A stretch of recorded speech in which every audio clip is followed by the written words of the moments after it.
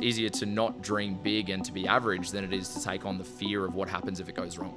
Like I wasn't good at school, so I'm not gonna be good at life. Unfortunately, the evidence is heavily against you. Is there anything that immediately comes to mind where you saw someone crack through a limiting belief and turn their life around?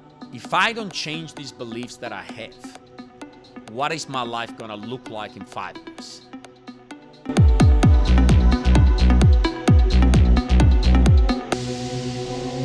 Welcome, Patrick Ade here. Welcome to another episode of Ask the CEO. And different location today. I just flew to our Brisbane location this morning. I'm very, very excited to be here with our new guest, Rory Hanigan over here. Rory, how are you, mate? Happy to be here. Thanks for having me, Patrick. I'm fantastic. No problem. It's a pleasure to have you.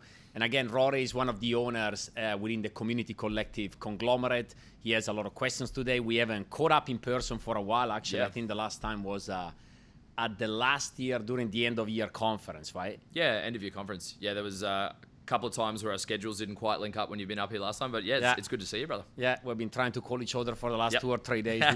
Didn't really work, but here we are. Busy man. Awesome, man. Look, why don't we give a quick introduction about yourself? Obviously, everybody that works with us knows you very well, but for anybody out there, who are you, man? Awesome. Why don't you tell us more about you? So my name is Rory Hanigan. I've been in the industry since December of 2018. Initially got into sales because I'd finished university and I was broke. And Barrett Kennett, another... What a guy. Yeah, what a guy he is, yeah. Knew him personally from MMA training back in the day. Yeah. Maintained the relationship and saw that he was hiring for a new sales company that he'd started. And decided to give it a crack. Nice. Stuck it out 6 months, saw a lot of growth, was making really good money. And I kind of crunched the numbers and realized I was on track to make $50,000 more than what I was going to make in my corporate job. That's right. Out of university. So I decided to stick with sales and it was the best decision I ever made. That's great. Were you doing MMA with Barrett back in the days? Yeah, we trained out of a gym called Five Rings that was down in Mermaid Beach at the time. Yeah. His younger brother was in the same year at me at a different school that we used to play sport against. So I knew him and his family pretty well. Yeah. I was celebrating finishing my university degree and was out in a nightclub. Yeah. Saw Barrett and he shouted me a drink and I told him my situation. He's like, come do sales with me. And I sort of brushed it off and then saw a Facebook status that he'd put up about a week later. And being as broke as I was like, what have I got to lose? Why not, right? Yeah, why not? I had that why not mentality and started out doing face-to-face sales and loved it. It was a natural. That's awesome, man. And at that stage, Barrett was still at the beginning of his career? Was the very initial stage of Absolutely. What was FCOM at the time, right? Yeah, FCOM at the time. Yeah. I think I stepped in when he had 3 employees. Nice. Maybe 4, including me. And then, we've obviously grown it to a 50 to 70 person business and 3.5, 4 locations. So it's been an awesome journey. It's been fantastic. And from what I heard for you specifically, sales was relatively easy from the start, right? You didn't find it difficult. And why is that, by the way? Why did you find it so easy from the very beginning? Yeah, good question. I don't know. Like my dad is a massive extrovert. Yeah. So never met your dad, by the way. Yeah, he's nearly 80. I've got a bit of an older dad. I'm a second marriage kid. He had a pretty crazy life. He's been... he's worked in advertising. He wrote a bunch of really classic Australian advertising campaigns and spoke on them. He's been a professional fighter. He's a professional musician. Yeah. He lived on a boat in the South Pacific for like 8 years. So my dad is like a really dynamic bloke. He's had a really cool life. And he is a yarn spinner. Like at any party, he'll be breaking out the guitar, singing songs, telling stories. So probably nature and nurture. I've inherited the genes, the Hanigan genes of being able to speak confidently. Just having him as an example of never being afraid to be heard in a public space. So Gotcha.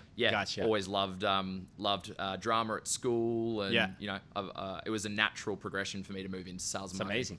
Was your father encouraging you to get into sales at the time? Yeah, he was actually. He said that because he'd done a lot of sales work himself over the phone. Yeah, he's been selling packages in family law for the last 10 years or so as he's moving towards retirement, and has had a ton of different sales gigs throughout the years.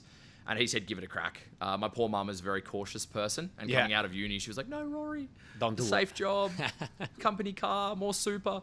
And when I told her I was going to be, standing in shopping centers and knocking on doors and visiting businesses. She wasn't happy, was she? No, definitely not.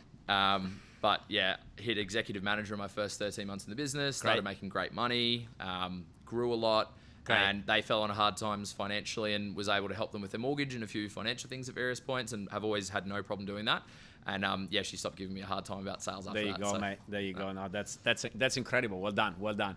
Well, look, what's the main, do you have a central topic that you want to talk about today? Do you have some questions for me? Where do you want to start from? Yeah, definitely. So most of my topics today center around the idea of limiting beliefs. Okay. So whether it's self-image or, self-sabotage or having an internal ceiling of what we think we deserve or what we're capable for. Just doing a bit of a deep dive on where that comes from. We'll obviously get into the questions, but how that holds people back and how we as leaders and managers and business owners can allow people to break through those barriers and what that does for people. So I know this is something that you've been learning a lot about recently. You've been into an awesome, was it a Tony Robbins? Tony Robbins, UPW was great. I advise everybody to do UPW. Amazing. 100%. And I think it's probably going to be really relevant for a lot of people that work with us. Being able to see themselves as successful before they're successful, and being able to tackle and crack through the shell of what they think they're capable of. I think it's going to be really powerful. For sure. Yeah, cool. So where do limiting beliefs come from? That was your first question, right? Yeah. So limiting beliefs often feel like truth to people before they're aware of them. What are the most common limiting beliefs that you see people come into with sales? And how does that affect them as they're going through their sales journey? Yeah, great question. Look, I think you would agree with me when I say, your question is, what are the most common limiting beliefs for people when they come into sales? From my personal experience, they're the same limiting beliefs that everybody else has, no matter what it is that they do, whether it's sales or whether it's a different career.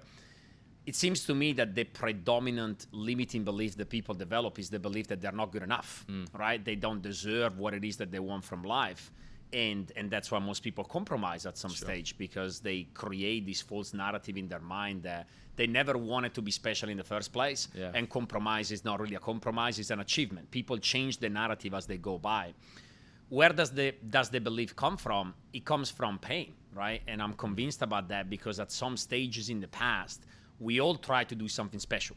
Okay, like nobody is born when you are a kid and they ask you, what do you want to do when you grow up? Who do you want to become? And nobody says, you know what, I want to be broke. You know what, I want to be on Centrelink. I want the government to pay for me. I want to live in a commission house. I want to be average. Nobody says that. Like people always say, I want to be an actor. I want to be a superhero. I want to be rich. I want to be famous. I want to be whatever. Along the way, we start experiencing life, right, when we are kids. And also depending on the type of parents that you have, because a lot of limiting beliefs come from parents, right, because they have limiting beliefs themselves and they pass on these limiting beliefs to their kids. But then life happens, right, and maybe, I don't know, maybe we try to be special at soccer or football and we fail. And maybe we try to be special at music and we fail. And maybe, we ask a girl for a date or vice versa, and the other person says no. So we start experiencing failure along the way.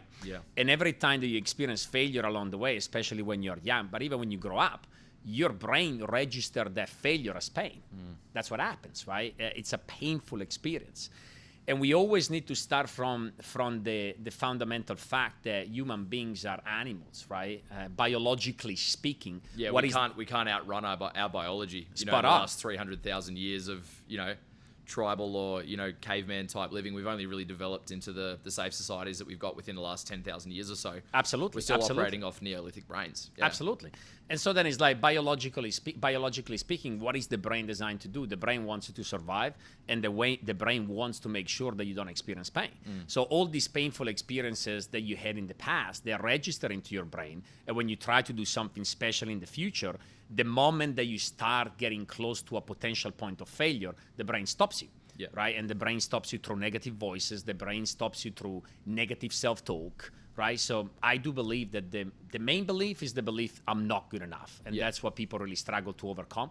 Would you agree with that based on what you've seen with the people that you train, with the people that you coach? What do you observe? Absolutely. Yeah, no, I can even speak from my own perspective. Like, grew up in a fairly normal, middle to lower middle class Australian family.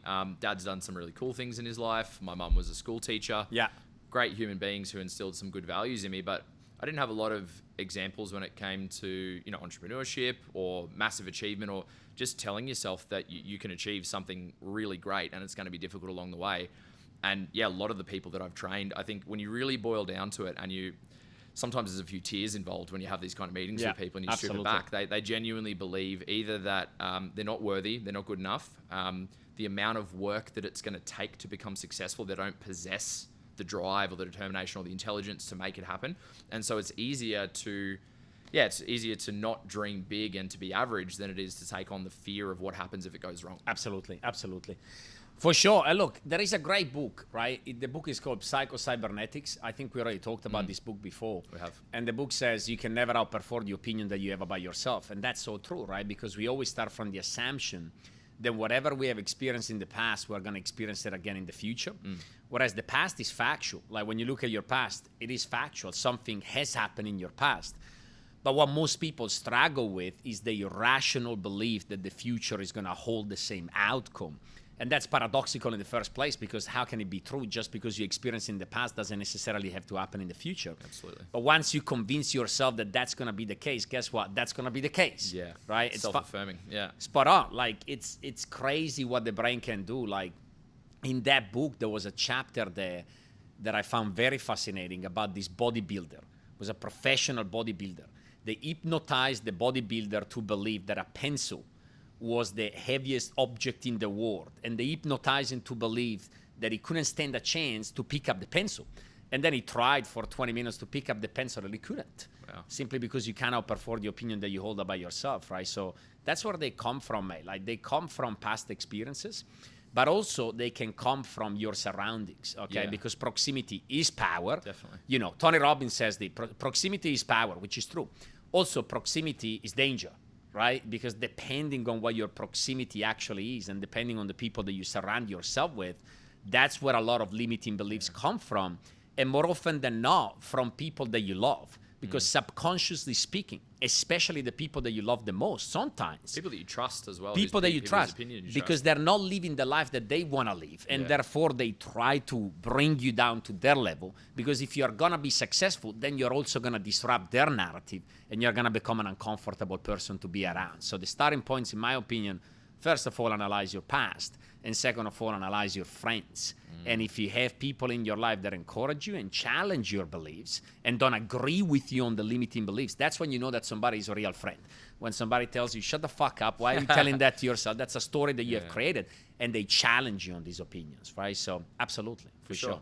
And I don't want to get too like anti-establishment. You know, we definitely could if we wanted to. But what role do you think the schooling system and I guess just growing up in the West, what influence do you think that how we educate our children and the school system in general has on imposing limiting beliefs on people?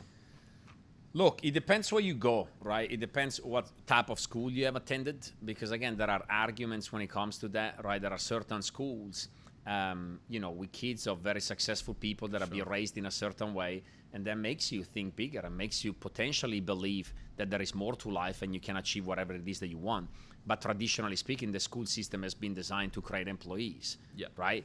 And that does reinforce limiting beliefs, because when you fail at school and you don't get good grades, the teachers tell you that you're not good enough. Yeah, you get a big red F on a piece of paper and your self-worth plummets rather than realizing that you might have needed more coaching, you might have some things going on at home. Like, the school system is designed to rank you in order of value with a letter attached to your name. And they tell you, I remember my best friend, his name is Stefano, my best friend from back home, he's Sicilian. And we were at school together, and there was a business lesson. And somebody asked the teacher, they asked, who do you think is going to be successful in this class?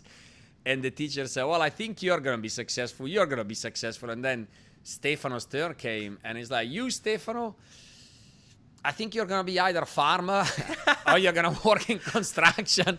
And this guy believed it for a while, right? Still to this day, now he opened his business. Now he's very successful. And still to this day, he's like, fuck that. He went back to the school. He actually went back to the school to let the teacher know, I didn't become a farmer. I managed to open a business. But like they impose their opinions on you, and then you classify yourself based on certain grades that you get at school. Yeah. When we all know that the grades that you get at school don't have a very high level of correlation with real life. Yeah. And for those people that are watching this right now and they're like, I wasn't good at school, so I'm not going to be good at life. Well, unfortunately, the evidence is heavily against you. Because if you look at the most successful entrepreneurs in the world, they were not good at school. Some of them were, by the way. Like also, some people develop the opposite belief that because they were good at school, they're not going to be successful entrepreneurs. Because when you look at successful entrepreneurs, they all say what? That they got dyslexia, ADHD, and you're like, well, if I don't have that, I'm never going to make money then. No, you can do whatever. Like, don't convince yourself about any sort of story. But yeah, the school system does confine people into 4 walls, and based on the grades that you get there, you develop a certain belief. Absolutely. Yeah, for sure. I think the really powerful part about our industry is obviously the career development program, where through effort and commitment to your own growth, you can progress through a system and learn leadership, learn communication, learn how to set goals for others. And obviously, it being criteria based means no one's holding you back. It's your effort and your results that are going to get you there. I guess from my own experience, I've seen people rise through the ranks of the career development program really quickly, have an explosive level of growth. Because often this is the first time they've ever had that opportunity in the work environment. And all of a sudden they're getting praise and recognition. And when the dust settles and the dopamine wears off a little bit, they can develop what I call and I know to be impostor syndrome, where they feel like they don't deserve the title that they have, or, they don't deserve the position that they've been given. And they start to doubt themselves. And I can see this is really damaging. I've experienced it certain times before. How do you coach your, let's say, senior leaders to team leader and above through feeling like they might not have necessarily earned their promotion, or their promotion doesn't represent their level of skill? They might be thinking internally, I just had one good run. I had a great team at the time, but now I don't have that team anymore. I'm no good. Have you seen that happen, and how do you help them overcome that? Absolutely. That's a great question. And if I can reply honestly to you, that never happened to me as much, okay, with the people that I've coached. I had the opposite problem, when people get to a certain level and then they get too cocky. And they think that they are too good, which we can talk about that later on. Absolutely. But I never ever really experienced that particular problem. And I think that people experience that problem because when you develop people, sometimes you babysit them too much. And sometimes there is danger coming in their way, but you never let them experience danger because you step in and you save them from danger before it's too late. So they never experience danger in the first place, and therefore they develop this mentality that they're too perfect. And in their mind, it's just been a perfect run because they haven't experienced real challenges. And then when they get promoted, they don't feel deserving, right? Because they're like, well, I didn't really earn this in the first place. I wasn't that challenged anyway. Like, it's the same as when I see sales trainers that are training somebody to do sales. And when you see the sales trainer that pretty much does the sale, but then the guy that is being trained says a couple of words and the trainer is like, this is your sale. That doesn't develop any sort of belief because you've done the job for them, right? So absolutely. I think the key aspect in your question is this. The key, if you want to prevent that from happening, you need to allow your people the privilege of experiencing pain. And controlled failure. Controlled failure. And your job as a leader is to pull back before it's too late. Because if you never let them experience pain, they develop this mentality that everything is just too easy. Everything is just working towards their way. They don't really need you in the first place. But if they experience pain and you're able to pull back before it's too late, they become more receptive towards learning. And then they also internalize the fact that growing and developing wasn't that easy in the first place. And therefore, the imposter syndrome is deferred. Because when they get promoted, they're like, no, I did earn this because I've gone through challenges. I had to face a lot of shit, and now I'm here. Whereas a lot of leaders, it's like raising spoiled kids, right? Yeah. A lot of leaders, they're just overprotective because they're like, oh, but if they experience pain and then they're going to quit. Spot on. If they're going to quit, they're going to quit. The mentality is, I'd rather you quit right now than later on in the future once we are real business partners and we have a big business together, right? So I think that's the key element there, man. Okay. Yeah. Right? Because we call it baby birding. At Cheat Code, we love coming up with terms for stuff. It's like you're an adult bird chewing up the food and just feeding everything at Cheat Code is an acronym. We like to make it dynamic. But I think you're dead right that if you don't allow them to experience pain, when they're in a position where you're relying on them and they do experience pain, that they feel helpless and they need you more than they would otherwise. So I think controlled failure is really important. Absolutely. You have to. Otherwise, you're building a false economy. And the moment that you step out, your people are going to collapse, right? It's funny because we were talking about this in Melbourne yesterday. Because right now the growth, even though the office is good, the growth has been relatively stagnant in that location right now. Mm-hmm. And we identified that one of the key reasons why the growth has been so stagnant is that we're not allowing people to experience enough pain and enough independence. People are being overprotective. There are certain people that are ready to have a shot at independence and say, go and run your own thing and try, but they're always in the four walls, they're always being protected. And that's probably why we're not growing as much, because we stop letting people experiencing pain. It's one of the greatest things that you can do to people, let them experience pain. Otherwise, they're never going to change. Why would you change? We only change as a consequence of pain. So if you want people to develop, they have to know what that's like. Do you think that's you guys have some incredible mid-level managers in the Melbourne location, people running between 2 to 10 people. Mm-hmm. Do you think that because you've got such an oversupply of great, competent leaders in that range, there's too many good people to help the new people coming through? Is that do you think that might be the cause of it? Possibly. I think the cause is different though. I think the cause is, when you think about Joseph, when you think about Braden, I remember there was a specific point in time when I entered the office and I said, from today, that's your boardroom, see you later, okay? Just every now and then I'm gonna come in, but now you run it.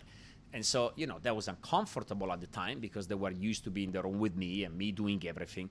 And that was painful at the beginning because they did fuck up, they did move backwards. Yeah. And for you, when you're in a company, you never want your business to move backwards. Yeah, of course. You want it to move forward. But you need to momentarily accept your business moving backwards if you want it to move forward. So I think that's what you mentioned there could be, but I believe that the main problem is more we need to allow the top leadership, the second layer of leadership right now, to go out on their own, experience pain, fuck up a little bit. Sure. But everybody needs to feel uncomfortable again, because when people leave you, quote unquote, now you're alone again, now you're small again, and you got to recreate a life, right? Yeah. You got to recreate a team. You got to grow again, and that makes it exciting. So I think the main problem that we had is a certain level of comfort, to be honest. Okay. Right? There's been too much comfort.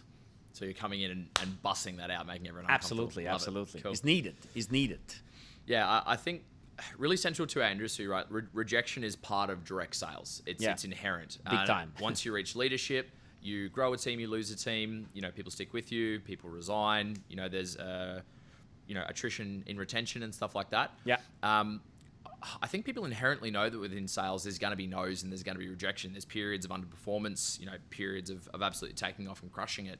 But for people who've been here for, I think this is going to be an important question for people who've been here for a year, 2 years, 3 years, potentially longer.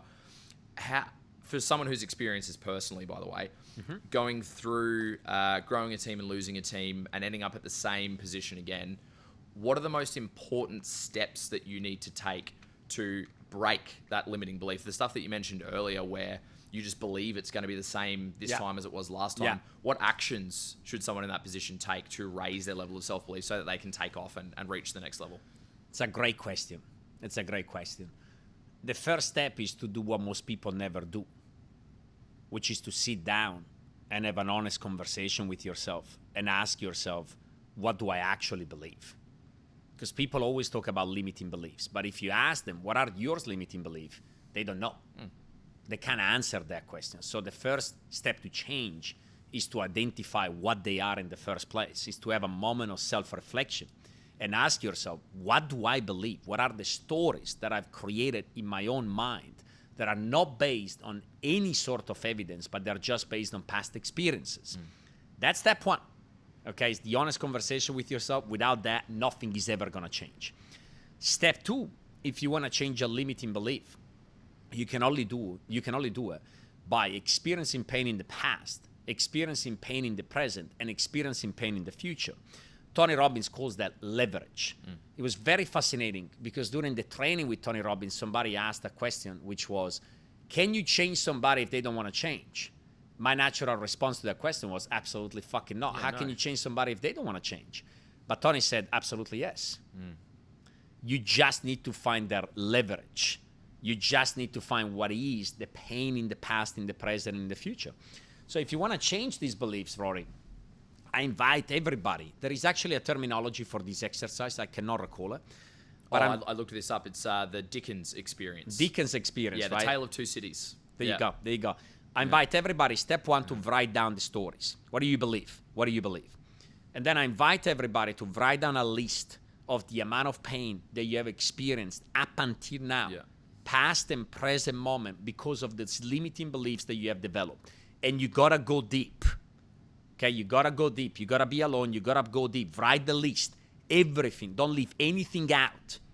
You know that you're doing this exercise correctly if you start crying, if you start feeling embarrassed. Sometimes you start slapping yourself. But then the key moment, and it's better to do this exercise with somebody guiding you through it, but you can also do it on your own. You can go on YouTube, Dickens Experience. I'm sure there is some sort of exercise there that can guide you through it. Then it's about the future. And it's about asking yourself the following question. If I don't change these beliefs that I have, what is my life going to look like in 5 years? But you don't just envision a potential scenario, you envision the worst possible case scenario. And then once you've done that, you ask yourself, what is my life going to look like in 10 years from now?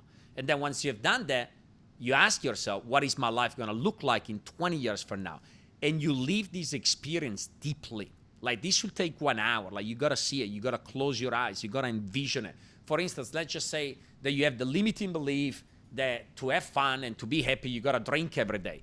I'm talking that the worst case scenario is literally you driving your car drunk and you kill people because you're drunk while driving, right? I'm talking to that extent. Now, once you do this sort of exercise and once you visualize that scenario, okay, in your mind to that level of intensity, and you experience those emotions, it gets to the point where your brain can no longer distinguish fiction from reality, because in your mind, that potential scenario is already happening right now. That freaks you out. That creates a lot of pain. That creates a lot of fear. You have already lived that moment. Now that you have lived that moment, then you pull back a little bit. And you got to be honest with yourself. You know for a fact that if you don't change, you know for a fact that if these beliefs are going to remain in place, that's what life is going to give you. That's what life is going to hold. That's what life is going to look like. And that's the point of change once you've experienced that pain. How do you change from there onward? By looking at your beliefs, and now you rewrite a new story. What's a better story that I can tell myself? Instead of telling myself this, what can I tell myself instead? And you reverse engineer all the limiting beliefs that you have, and you now create your new narrative. Now you do the same exercise, and you're like, if I live by these principles, like if I actually manage to make myself believe what I just wrote down in this piece of paper right now, what is my life going to look like in 5 years? You're going to start laughing. What is my life going to look like in 10? What is my life going to look like in 20? Like, you're going to be ecstatic. And then, once you've done this exercise correctly, whenever you fall into the trap of falling into your own beliefs, what you got to do, you got to have something that triggers, okay? Create a trigger, something that triggers the worst case scenario again. Because then you experience the pain, and you're like, no, fuck that, I'm not doing that. And then you trigger the other ones, and you start repeating yourself the other ones. And now you can do it because you have experienced pain in the future. What I was doing incorrectly in the past was identify my limiting beliefs, reverse engineer them, and then turn the limiting beliefs into a series of positive affirmations. And every morning reading these positive affirmations, but I never took the time to understand how much pain these limiting beliefs have created in the past, in the present, and the future. That's the key. So you got to have like a very in-depth like visualization Big where time. you can tap into it and genuinely experience what that feels like. Big time. Something to run away from and something to run towards. Put it like this. Imagine if you had a time machine, okay? Imagine if I take you to a journey right now, and we go in 20 years from now with me, Rory. How old are you right now? 30 years old. 30 years old. So 50 years old, Rory. Okay? I'm sure you have some limiting beliefs. Definitely. Okay. Now we go and we meet that guy. You have a conversation with him, and he tells you right now, you know, Rory, I never changed. I never thought that I could. I always believed that I can't change. This is me right now. What does that look like? Does it look like a fun image that you're holding in your brain right now? Does it look absolutely depressing? Very depressing. Okay. The reality is this. If we had a time machine and we could have that trip and actually meet that real person, we will change instantly. Because it would be like, absolutely fucking not. 100%. That is not going to happen. Now, with the advancement of technology, maybe in a few years from now, we're going to have that time machine. Yeah, maybe we can AI cloud expand what our life would look like if we have our same behaviors, patterns, thoughts, limiting beliefs, etc. Maybe maybe Mr. Musk will make that a reality for us. Who knows? Spot on. But until then, we have our imagination, right? We have our imagination, and when you imagine something in your brain and you mix it up with strong emotions, that becomes reality, is it not? Because how many times do we convince ourselves of something that is not true in the first place just because it's a highly emotionalized thought? So it's got a high level of frequency, and therefore we convince ourselves about certain stories that are never true. Maybe you're like, my partner is cheating on me. Never happened. But you have this thought and these strong emotions in your mind. You convince yourself anyway. Well, the same way as we do it for negative scenarios or negative emotions, we can do it for positive scenarios and positive emotions. What do you think? Yeah, no, I don't disagree at all. I think a lot of it has to do with your self-image at the time, has to do with your level of habits as well. It's very difficult to see yourself as, being able to break through a negative self-image and see yourself as successful and wealthy and happy and have amazing things going on in your life whilst you're currently taking the actions of a slob. Like, you're not working out, you're not reading regularly, you're not putting effort into growing and investing in yourself. Absolutely. If you're talented enough to coast and go through the motions, but you're not taking actions towards it, I feel like it becomes even more difficult to see a positive version of your future. I think there's a strong relationship between self-image and what your habits look like and what your day-to-day looks like and your routine looks like.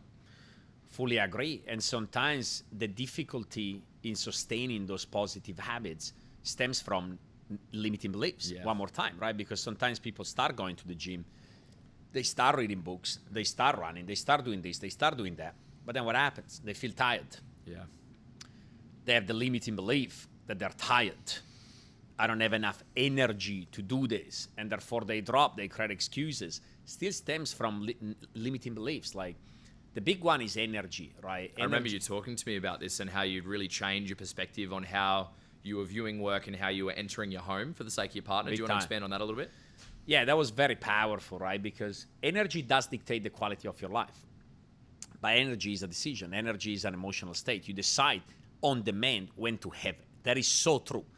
For me, it got to the point where when I got in the office in the morning, even if I was exhausted, I don't know if I was, but I believe that I was. I never walked into my office ever in the history of my business like this. Morning. Hey, Patrick, how are you? Oh, man, so tired. I never done it. Because the moment that I walk through that door, I convince myself, I tell myself, I cannot allow that. I need to have energy. I need to deliver. I need to provide. But I fell into the trap of doing that at night with my partner and going home at night and be like, oh, I'm so tired right now. And, walking through the door and be like, I'm exhausted, on the couch, sleepy, watching a movie. And then I was like, you know what? I would never do that to my business, but I'm doing that to my partner every day. So then I started doing the same thing that I do in the office. When I go to the office and I'm tired, I take a moment before walking to the office. When I go home and I'm tired, I stay in the car for 1 minute. And I'm like, all right, cool. Like, my partner deserves energy because energy dictates the quality of your life. I reframe what goes in my mind. I reframe my thoughts and I walk through the door and I make an effort. She deserves the best version of me. Spot on. All of a sudden you're energized, right? So yeah, that was a turning point for me. It's true. Energy is a decision. It really is. Yeah, it really is. I think that's definitely one that we inherit from our parents and we see a lot growing up. Is that, it's normal to come home from work and be exhausted, be grumpy, and to not bring the level of energy that we could. And I think that's a big influence that we see from our parents. My partner Francesca is going to be watching this, and I'll have to do this self-image exercise and come pep myself up before I walk through the door, because I have recently been victim to that. Being like, oh, I'm so tired, I'm stressed, things are going on, team's going good, team's not going good. It's not fair on her. She deserves the best of me the same way that my business does. And it's a reflection of your standards. Right? It's true when we say life is a reflection of your standards. We have standards for everything. We have standards for finances, for business, for relationship, for health, for physical health, mental health, spirituality. And there are certain areas in our life where we got very high standards, right? And you see some people that are very rich, but then you look at their body shape and it's not that great. You look at their health and it's terrible. And they're like, oh, and they say things like this: I just don't know what to do. I just don't know what to do. I just don't know how to get in shape. I just don't know how to. And then, you tell them, well, if this was a business deal, if your health was a business deal and you could make $1 billion out of getting a six-pack, would you find a way to do? Absolutely. You got your answer, right? Your standards are lower. So then the key is like when you go home at night, if you have the same standards that you have as your business, when you walk into your business in the morning, everything changes. And it's fascinating once you get to the point, once you get to the understanding that we can control it. And once you get to understanding the energy truly dictates the quality of your life, right? And the relationships that you have are nothing else but a reflection of the energy that you bring into those relationships. Yeah, I love that. So true. Yeah, 100%. I think because sales is, I don't even like calling it a second chance business, but because sales is the kind of industry where you don't need a qualification. You don't need a degree. Realistically, you don't need any experience. You just need a desire to succeed, basic communication skills, and a work ethic. I think a lot of people who walk through the door for us don't always come from the wealthiest backgrounds. And I find that a lot of limiting beliefs and things that hold people back are often around money. I know that you've coached a lot of people that work for you into purchasing their first home, developing a great stock portfolio, like really changing their mindset around money, and that they can be wealthy and that they deserve to be wealthy and that their money can work for them. What do you see as the biggest challenge for people coming through when they're viewing, because obviously we empower guys and they can make a lot of money in a short period of time. Often they then self-sabotage and blow that money quickly. Absolutely. How do you coach people through the mental aspects of money and accruing wealth and becoming someone of funds? The best way is to get rid of your money, but in efficient ways. Not by buying new clothes or partying. The best way is to get rid of your money in efficient ways, whether it's investment, right? Mostly investments. Sure. There could be investments in yourself, investment into assets. Like the best way to not develop the mentality is to keep yourself relatively broke. Okay? So you keep investing your money, you keep pushing for it. But also to reframe the mentality around money. Again, sometimes people that don't come from money, they make money for the first time. Right? And they make money for the first time, and that's the impostor syndrome. Because in their mind, they're like, well, I don't deserve this. I don't come from money. I've always been told that money is difficult. This must have been luck. I just got lucky. Like, how is it possible that in a week I made more money than my mom in a month or whatever it is? And they just don't believe. Again, limiting belief. Money is difficult, money is evil, and blah, blah, blah, blah, blah, blah, blah. And then they lower again, right? So the key there is, you got to raise what your perception of survival is like. And how do you raise your perception of survival? How do you make an amount of money that used to be a lot in the past to become your new baseline? There is only one way. You consistently need to make that amount of money for an extended period of time. You need to allow what was extraordinary to become the new normal. How does something extraordinary become the new normal, by the way? Once you've had it for a long period of time, you don't value anymore. That watch that you're wearing right now, when you bought it, I'm pretty certain that you were looking at it every single day. Well, you're not. Absolutely. Right? In the morning, you were probably polishing the watch every morning, right? You go home, you put your watch somewhere, and maybe you check 2 or 3 times where you put your watch. So like, do you do that right now? Yeah, 100%. Do you still do it? No, not really. Okay. It's gone missing for like a week at a time at various points. It's gone missing for a week at a time. Yeah, it turns up. But the first time that I had put it down somewhere and couldn't find it for a day, I was like out of my mind, worried about it, panicking. Yeah, absolutely. Yeah, that's right. So to really change the mentality towards money, towards I now deserve this new amount of money, the only way to do it is by forcing yourself to make that amount of money for a consistent period of time, so it gets to the point where your brain gets used to that amount of money, and now it's the new normal. And that's how you level up, and you level up, and you level up. How do you do that? How do you raise your perception of survival? You need to lock yourself up there. We talked about this at the end of the year conference a couple of years ago. You need to build the wall of self-respect, right? Where the trade-off between climbing the wall and going back down, the trade-off of going back down there, right? It's not worth it, because climbing the wall takes so much effort. Yeah, definitely. You need people in your life around you that are going to keep you accountable. You need great examples in your life that are doing what it is that you want to do. You need to stay away from the wrong environments, right? Because that's where we self-sabotage. You need to be aware of my I deserve. When you start doing well, what do you start telling yourself, right? Yeah. I don't want to dwell on that too much because that's sure. a big topic in itself. Yep, there is a YouTube video that we put up about my I deserve and how you can combat those. But that's it, man. You got to force yourself to experience it for long. Makes sense, yeah. And I think that's a really powerful part of what we give people. We don't just teach people sales or, the psychology of sales, neurologically why it works, but we genuinely empower people. Like we teach people how to budget for the first time, how to invest, that money isn't evil. And I think that's probably the most rewarding part of my job is not just watching people grow in confidence, but watching people grow in their life skills, watching people buy their first home. Yeah, that's right. Watching people actually walk around with money in their pocket for the first time. It's right. a really powerful thing. But yeah, I think the real challenge for me, and this is maybe something that you can help me with, is thinking bigger when it comes to money and achievement and investment and these sorts of things. If you want to be the best possible example for your guys and make them believe that this sort of wealth is possible, you need to be able to be making steady steps towards it. When you've got, let's say, circumstances in your life, family, maybe a partner, maybe your partner's family that need help at a time financially, and you have to divert a set of your resources towards those problems. If everyone in your life has sort of got their hands out for this new wealth that you've accrued, that can slow down your progress towards your big goals like buying homes and stock investment. At what point do you need to, I guess, set a line in the sand and decide, hey, look, I can't help you guys anymore. We need to limit it, stuff like that, because it's not something that I've massively experienced personally. I have helped my family from time to time, but I know a lot of the guys that have worked for me, as soon as they start to accrue some wealth, they start handing out to their family members, and then they don't start achieving the financial goals the way they need to. So how do you strike a balance when it comes to doing the right thing there and encouraging you guys to prioritize themselves while still being able to help family? It's a tough topic, I know. That's a great question, right? So I can only answer based on what it is that I've done. Yeah. So I'm not going to tell you theories or things that I've read. I tell you what I did. Sure. What I did was I didn't help my mom for a very long time because I wasn't in a position to help her. Sure. Right? Even though I was doing okay, even though I was accumulating some money, even though for a very long time, sorry. That's all relative. For the first 5-6 years of my career. Sure. But it is a very long time in my mind.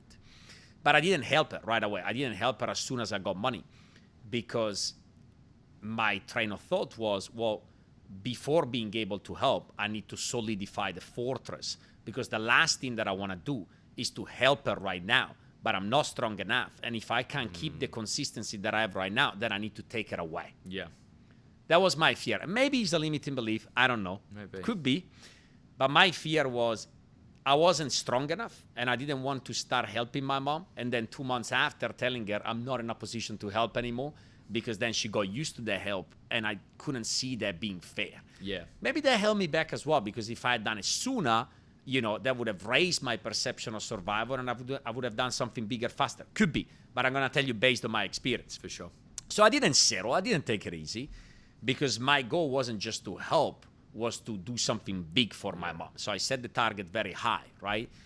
And every year, Christmas, I told my mom this. I said, I apologize, Mom. I'm really sorry. It's not this year, but I promise it's the next one. And she was like, no, come on, what are you talking about? It's so good. And I've done that for 3 consecutive years. So I kept myself accountable. And that's why I wanted to grow aggressively because I wanted to do something big for her. Like what we did, we bought this, pretty much penthouse apartment that oversee the lake of Lugano for her when she got evicted from the previous apartment. That's not just giving $100. That's a pretty big, relatively big move. There are bigger moves than that, but it's a very good first step. So that's what I wanted to do. And so I was like, I need to get myself into a position where I can do that. So my mentality, Rory, is first you got to solidify your own fortress to a level where it's strong, to a level you can't give to the point where giving is compromising your own sanity. Yeah, and I've seen that happen before. Okay, because that could be detrimental. Yeah. If you want to become a real giver, first you need to be a little bit selfish because to become a consistent giver, not just an occasional giver, you need to become real good. To become real good, my advice when you get money for the first time, unless your parents are like in a critical situation. Of course, different story. If someone's unwell, sick, or of course, they're going to be homeless. Obviously, you need to prioritize your family. Of course. Otherwise, you should invest the money in you. Otherwise, you should invest the money into your business. Otherwise, you should invest the money in developing your people, developing yourself, so you can become stronger, and then you can be a consistent giver, not just an occasional one. That's my mindset towards it. Then some other people have done it in many different ways. That's how I've done it. Going back, what would I do? I would do it a little bit sooner, but not from the very start. For sure. Because from the very start, the priority was Project Patrick. Yeah. I had to be good first myself to be able to help other people. And I think in terms of limiting beliefs, there is sometimes a little bit of like survivor's guilt for people that do come from, you know, a lower income background, or maybe they're the first person in their family to actually have made money. They feel guilty that they have a certain number in their bank account and no one else does. And they feel like it's their obligation, their duty to help the people around them immediately as soon as they've got even a relative level of wealth or success. Absolutely. And often it's to their detriment. There's a level of guilt and limiting belief there around it. I've seen it working as well, though. Like, there is a friend of mine that runs this consulting business in Germany, and pretty much all his employees have retired their family, right? Wow. And they do it very early. So I've seen the other way around as well. Sure. There's no right or wrong way. Yeah, people coming from like, put it like this. I can only talk from my personal experience, Rory. Like, my mom wasn't doing exceptionally well. She also wasn't homeless. Yeah, of course. She was okay. Yeah. Okay, she had a job. She was getting by. She was paying rent. She was buying groceries, just getting by. So it wasn't like a critical situation, right? I know some other guys that come from critical situations where the urgency may be completely different. Yeah. And that's why they act that way. And look, I'm not opposed to it. I think that if somebody does it from the very start and you do it the right way, where you don't leave your pocket completely empty and you leave something to yourself as well, where you can also reward yourself, I think it can work, because it's just going to raise your perception of survival. That wasn't my situation, so I don't want to be a hypocrite and tell you things that I haven't done. Yeah, definitely. I think as two men that will prospectively probably have some kids in the next couple of years. Hopefully. No experience raising children yet, but someone who will be a father, who eventually wants to be a father, who will raise a family, and who I think will be a great parent. What do you think the most important core beliefs that were instilled in you from your father, who obviously we know who was a really successful entrepreneur and taught you a lot when you were younger? What are the core beliefs that you intend to pass on to your children? And what are some new beliefs that you think you'll pass on to them as well? Yeah, great question. Core beliefs that I got passed on from my father, there were some good ones and some very bad ones. Same. The good ones, I never even thought for a second my whole entire life that I wasn't going to be special. Like, I always knew. I was like, there is 0% chance that, you know, I always knew that I was going to be rich, that I was going to make money, that to a certain extent I was going to be successful, because I was raised by him. And he always showed me that it can be done, right? And when I was asking questions about business, you know, yes, he told me it's hard work and this and that, but sometimes he also made it look easy. I was like, oh, you know, I bought that building there for $1.5 million. It's now worth $5 million. And I was like, what do you do to it? Oh, nothing. I waited a few years, and I'm like, that's pretty easy. Kidding? Do you know what I mean? And then there were other instances where I'm like, wow, that's very hard, okay? But business in itself, I was like, you know, I've seen it. I know that I can do it. He also gave me the belief that you have to sacrifice everything for it to be successful in business. And you can't have time for your family as well as giving time to your business. So that's the belief that he gave me. Sure. Which is what happened to him, right? He got divorced twice for a reason, I believe. Yeah.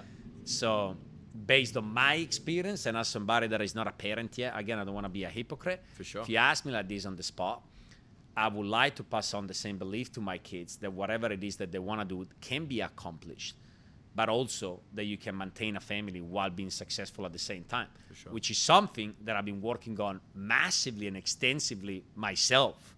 And I've taken some gigantic steps lately Sure. in that argument, because I always had the limiting belief that building a family is going to hold me back because of what my father told me. Yeah, sure. But then I seen, you know, I even just see my business partner, Jeremy, right now, he's got a beautiful family. So beautiful. Like, even that, it gave me a lot of belief that it's like, no, you can have both. Do you know what I mean? You can have your cake and eat it. You can have both, but I never believed that you could. I always believe that you have to sacrifice everything for it. And I always believe that you can't fully replace yourself, because that's what my father always told me. There's only one you. There is only one me. There is only one me, and, you know, and the people that you work with, the moment that you leave, they're going to steal.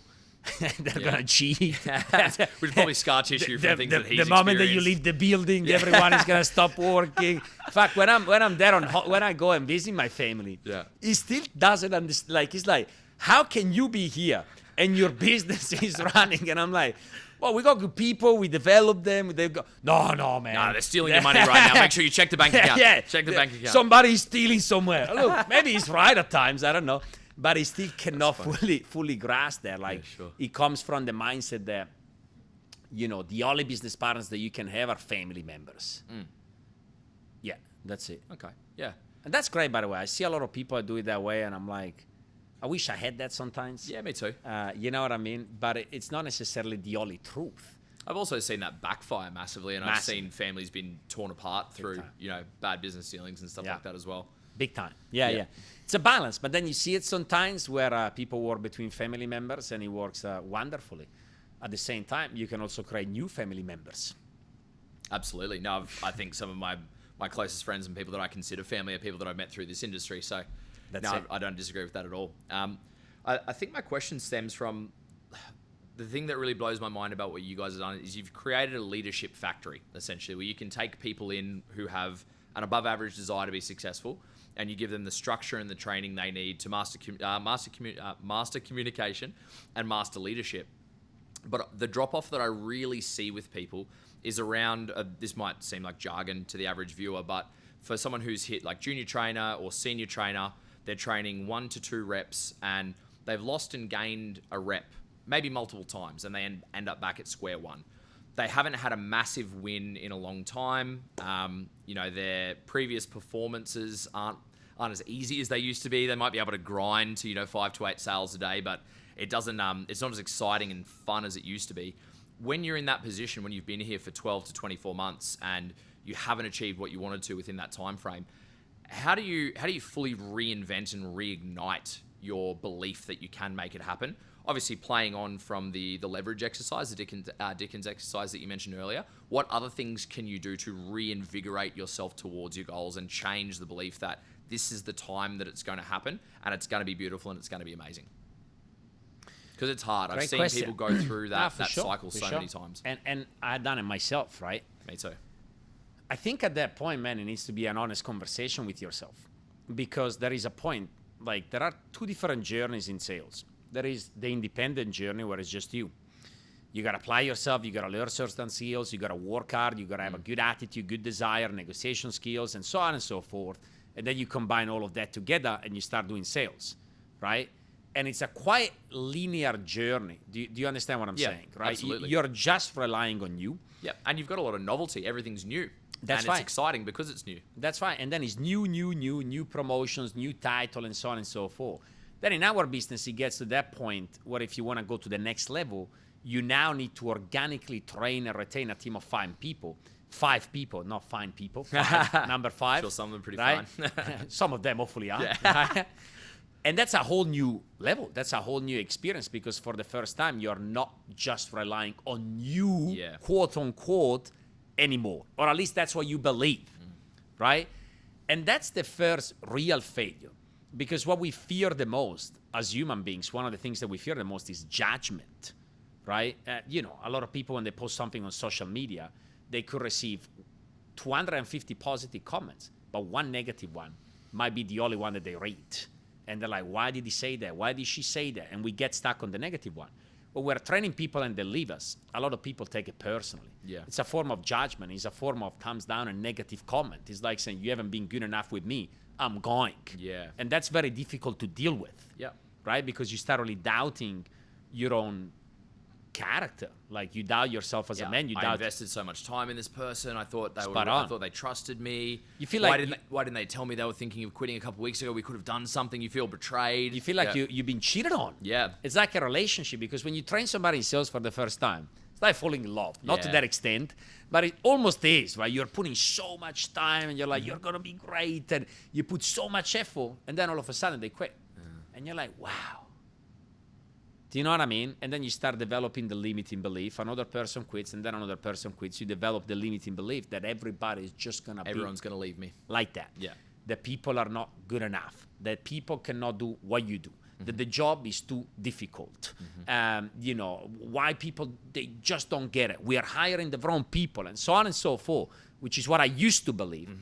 So to reignite that passion and fuel that passion again, you got to have an honest conversation with yourself. And I'm going to be honest about this. For anybody that is experiencing this, the only reason why you're experiencing that, sorry to say it, but it's because you're not good enough in leadership. Your understanding of people is not good enough.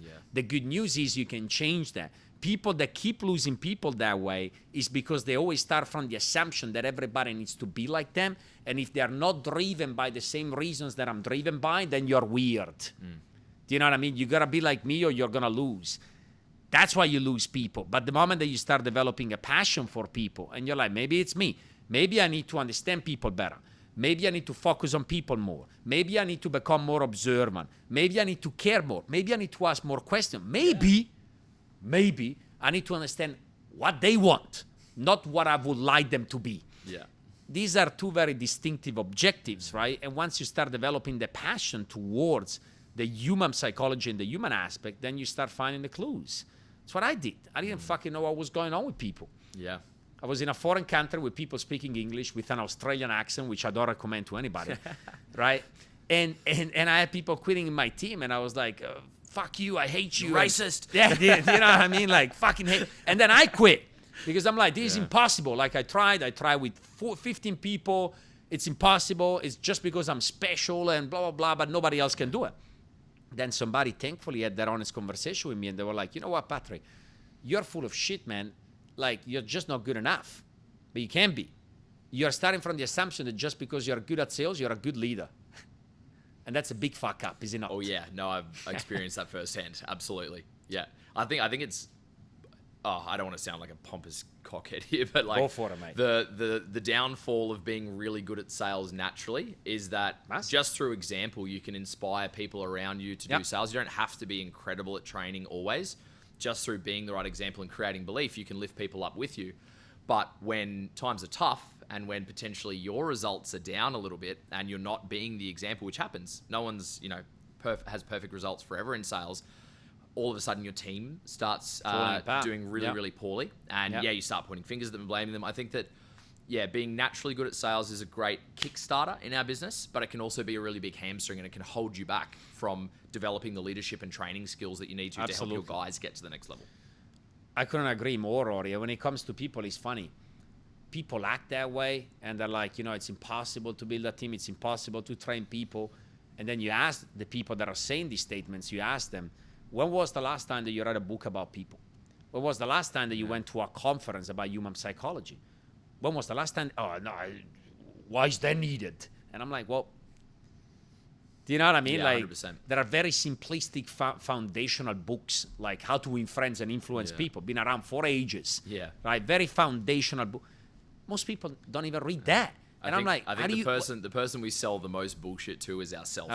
And when we're feeling down and low, we buy it like it's going out of fashion. That's it, mate. I thought I'd ask you, Patrick, because you've been in the industry, you know, coming on 10 years now.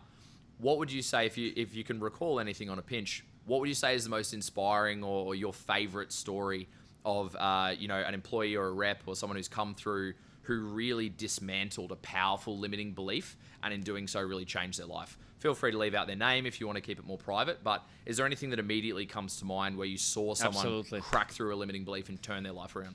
Yeah. No, there is. There actually is. Look, I had many good moments.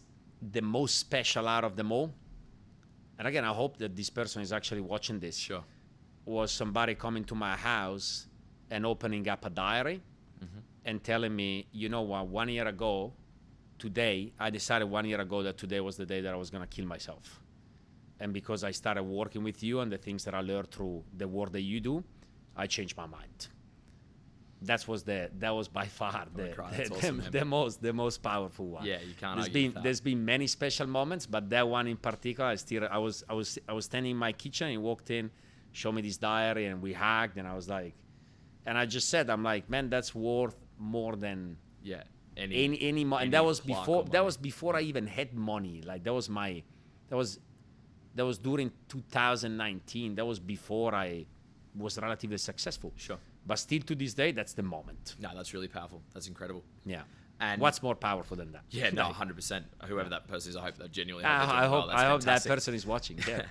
Well, yeah, from your perspective, Patrick, and I'm sure that a lot of people come through the door of the Melbourne location. They see you, running morning meetings, and when you're at your best, you're such an engaging speaker, and they think like, wow, like I hope I'm like Patrick one day. Or maybe they think, oh, I could never do that. I could never be like Patrick.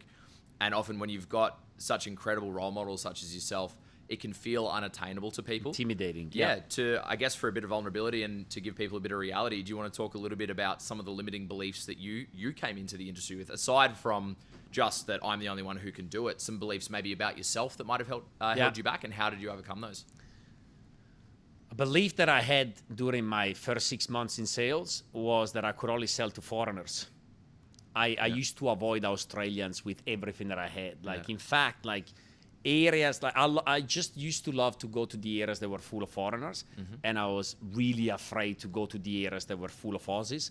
In fact, I remember I started working in Sydney, right? And I used to go to suburbs, I don't know, Doonside, Lakemba, heavily populated by foreigners. Yeah. And people were afraid to go in these suburbs. I used to love it. I was like, these are my brothers and sisters. We have a broke accents. We can relate. And then whenever I spoke to Aussies, I felt very intimidated because I was like, oh, you're judging me right now. Then they did a road trip to Brisbane. And I came to Brisbane and I got absolutely demolished.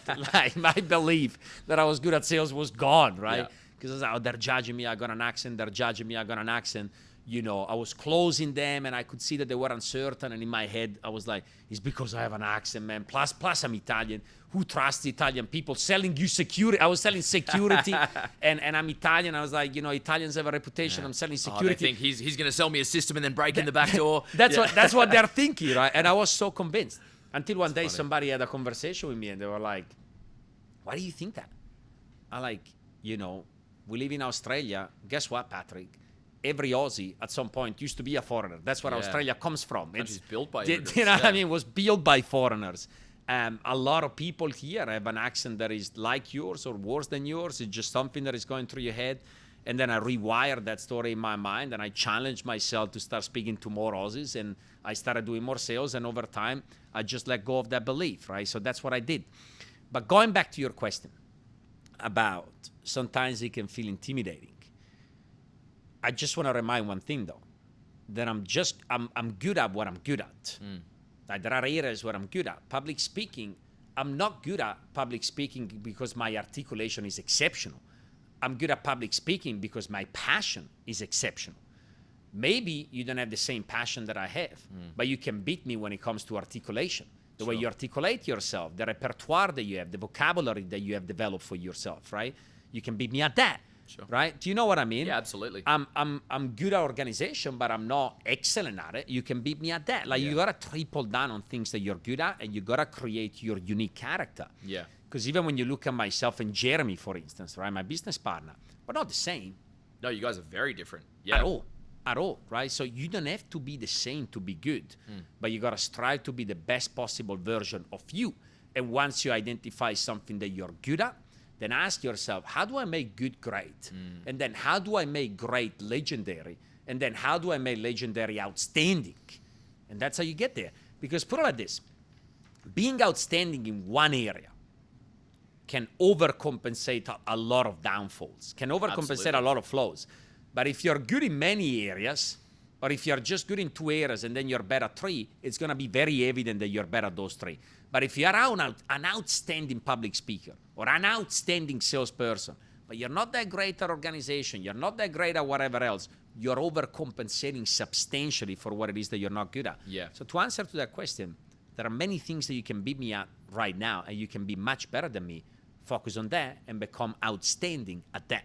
Yeah, that makes sense. And I think that's why it's intimidating for a lot of people, is they look at the finished product. They look at someone who's got 10 years of experience working on things they're not good at, doubling down on their passions, and it can seem unattainable. And that's a big thing that I find in breaking through to people.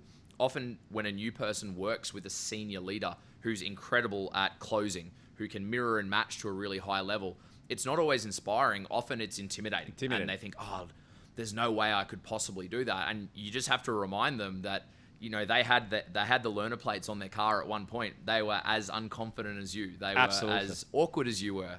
Absolutely. You're looking at the polished product. That's something that you can aspire towards. How do you navigate conversations with people who have great character and would be excellent additions to the team, but have an inherent low level of belief in themselves? Yeah. How do you decide whether this person is someone that you're going to really help break through, or does this person have such a low level of belief in themselves that even I can't really help them break through this barrier? Great question. But I also want to go back to the previous question and tell you one more thing. Yeah. The point that you made there about the finished product is a very valid point. Because then when it comes to public speaking, if I go back at the beginning of my career and people are like, man, you're such a great public speaker, what happened was this, and I swear this what used to happen. I wrote down my speeches word for word at night. It took me 2 hours. I practiced in my room for 2 hours every night. Then I went to the office 1 hour earlier, and I was standing outside the office for 1 hour, practicing alone for a 15-minute speech. Wow. And then after the 15 minutes, people are like, man, that was exceptional. No fucking wonder. I prepped for 5 hours. Hopefully it was exceptional, right? Now that you say, I actually forgot about that. That was my strength, was the level of preparation that I put into it. Yeah. And that's why it was good. So for anybody watching and seeing the final product, also remember that. You want to get good at something, you got to put a lot of preparation, a lot of practice into it. It's a very good point. That's a very good point. Over time right now, I can write down 3 bullet points and do a 2-hour speech. Yeah. That only happens as time goes by and happens through practice. Second question that you ask. When do you put the time into somebody with low self-esteem? Yeah, someone who's got great character and you see potential in them, but maybe due to their upbringing, some trauma in their young life, maybe they didn't have the most supportive, or they actually had an abusive home. And as a result, they have like an exceedingly low level of belief in what they're able to achieve. And so they're not that good. They're not that good at sales, for instance. Yeah, they're not that great at sales. They're not good at conflict. But you see that they have potential and they have great character. Great question. I consider that person a culture plus talent minus. Sure. If you have to put that matrix there. Mm-hmm. Culture plus talent minus, meaning they're phenomenal for the office and the culture. They're just not good at the job.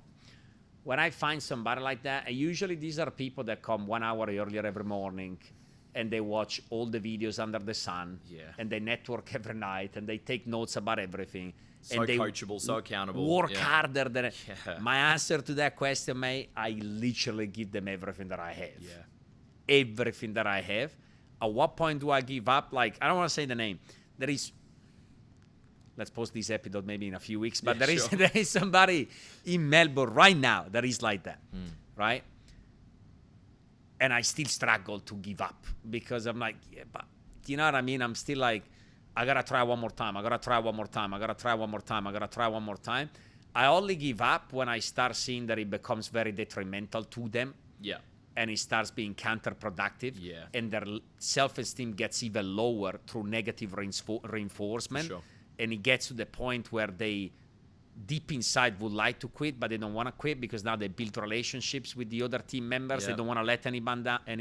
And they've created a narrative probably with their team or whatever, like, we don't give up no matter how hard it gets. No. And now you don't want to be a hypocrite or an impostor. So. Yeah. And usually these are great people. That's the problem, right? Yeah. I can think about a few people in my head right now. They're phenomenal people. They're loyal to you forever. So to be completely honest, man, I try my best many, many times. Once I get the gut feeling that it's getting to the point where it's detrimental to them, I cut it at that stage. But even when I cut it, I do it in a certain way. First, I always ask myself, can I redisposition this person into something else? Yeah. Because these are great people. And the question is, how much do you value loyalty and integrity? Me personally, a lot. Right? Because talent can be found and shaped. Loyalty and integrity is pretty rare. Yeah. So when somebody has it, I always ask myself, can I redisposition this person into a different role? If not, then I end the relationship in a very, very nice way. I give them directions to find a new job. I give them whatever reference it is that they want. I'm very supportive. And usually we remain friends, right? So these are the people that you got to be very good to. Yeah, it has to be amicable. I don't have a system for it, though. Like, I don't have... I tried 3 times. Yeah. No, I find it difficult to this day.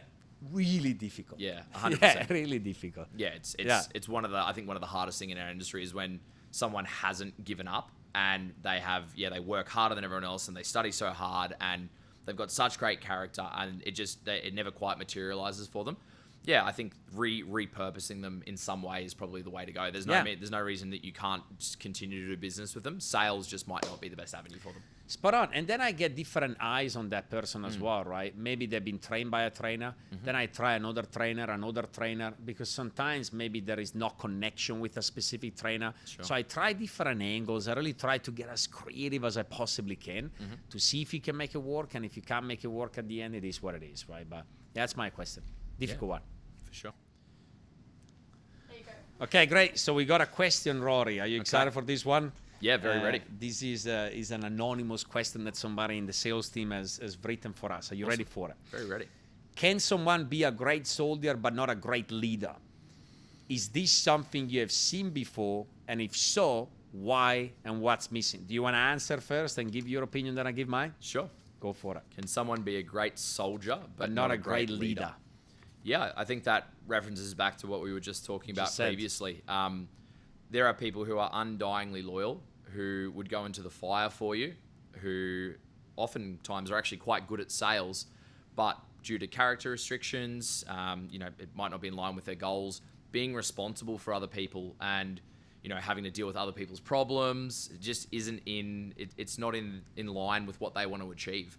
I find often these people the people who are great soldiers but not great leaders, they don't last in our business as long as they could, because the great extender and the thing that gives you more time and more passion is that you've got a team who's relying on you. And when you don't feel like it and when you want to throw in the towel, I know at least from my perspective anyway, that when it's been tough to be the soldier, my team is the one that's pushed me forward to do it. I think you can be a great soldier. You can reinforce the values of the team. You can set the pace. You can set a great example around results, around work ethic, around all of the non-negotiables that make the team culture great. But you might not be someone that has growth-minded goals when it comes to running guys. So I think that, yes, you can be a great soldier and not necessarily be a great leader, but your time within the industry generally can be a little bit shorter if that's the case. That's what I found anyway. Very interesting, very interesting. I agree with you. I think absolutely yes, you can be a great soldier, not a great leader. We talked about it before.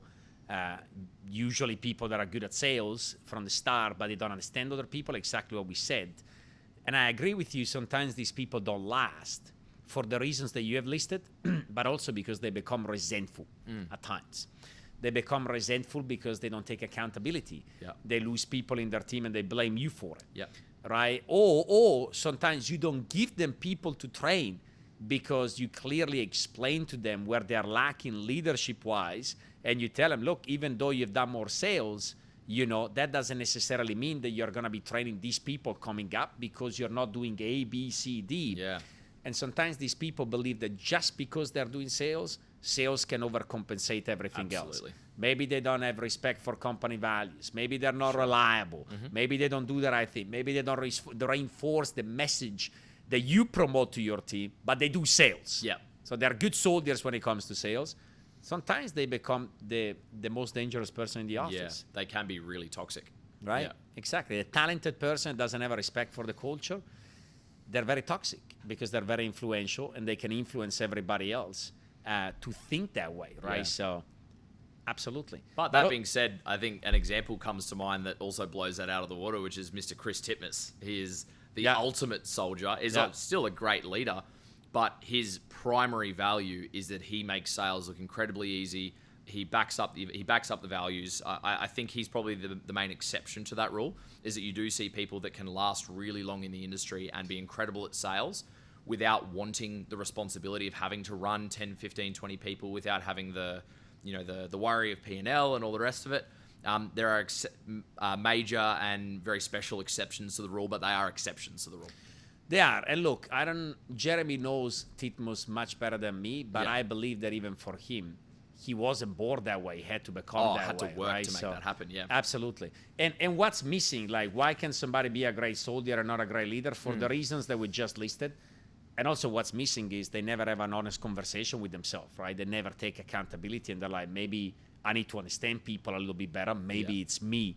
and I need to develop further in that area. Or and they have a limiting belief around running other people and running a team. Potentially. Yeah. And sales doesn't overcompensate for everything else, right? So that's my answer. That's my answer. Awesome. Great. So closing this off, Rory. Okay. So it was a great pleasure to have you. Thank you. And I think the conversation that we had was incredible. Do you agree? Too. Absolutely. Really enjoyed it. Right. We covered some great topics. At the end of each episode, I always like to ask a question. What's a commitment? A commitment that you want to make today in front of everybody, a commitment of something that you want to achieve, maybe this year, maybe the next 6 months or 12 months, whatever it is. Commit to right now, and then next year we're going to have another episode together, and we're going to revisit the commitment that you're making today. What is it? I make the commitment that I'm going to buy my first home this year, which I'm very excited about. Okay, great. A little bit delayed, but I'm definitely ready to make it happen. And I make the commitment that this is the last year that I allow myself to have limiting beliefs around what I can achieve. Because the reason I brought this topic in, Patrick, is because I've been struggling with some limiting beliefs of my own in the last couple of months. And I've made the decision to leave those beliefs behind and replace them with that beautiful vision of my life that's going to serve me, and some beliefs that are going to propel me to that next level. So you make a commitment, I can make a commitment that that's going to happen. Awesome, brother. Awesome. Hey, Rory, it was a pleasure. Thank you very much one more time, brother. Amazing to have you today. Hopefully we unpacked a lot of value, and take care, everybody. Thanks a lot. Awesome.